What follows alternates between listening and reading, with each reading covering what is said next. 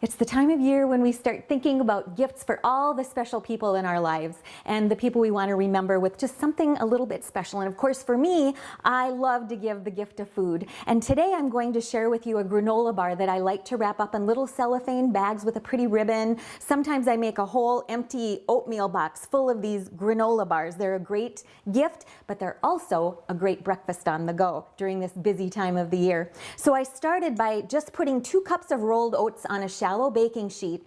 I baked it in the oven, 325 degrees, for 10 to 15 minutes, just until the oatmeal got a little bit toasty. And you can just smell it. It's almost like toasting nuts in the oven. You just get that nice depth of flavor and a wonderful fragrance. So they're toasted. I'm going to put them into a large mixing bowl.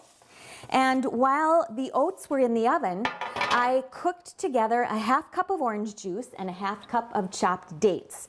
And when it was nice and creamy, it took about 10 minutes.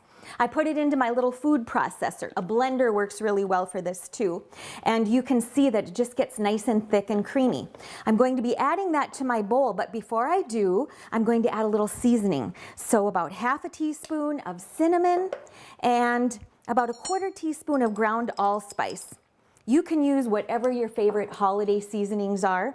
Today I'm using those 2. I'm going to mix that up a little bit with my hands and just a little pinch of salt.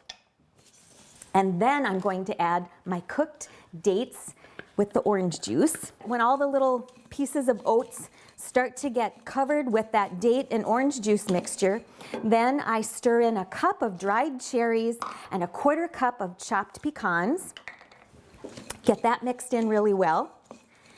And before I started, I prepared my baking dish. I've got my oven preheated to 325 degrees from the oats, and then I lined a baking dish, just an 8 by 8 inch dish, with parchment paper. I greased the dish a little bit first so the parchment paper sticks to it and it's easier to pat in my granola bar mixture. And then I simply put this mixture right in to my baking dish, into the parchment paper. Oh dear, I got it a little bit off to the side there. But I'm just going to show you how to pat it in. It gets a little bit sticky, so you can use the back of a spoon. That works really well, but just pack it in nice and tight. Then put it into that preheated oven for about 20 minutes. The top will get nice and golden brown. And the reason I like to use parchment paper is because once it's baked and cooled, it's easy to lift out onto the cutting board and slice into bars that are ready to eat or ready to give as gifts. I'm Sue Doden, sharing good food for good life 365.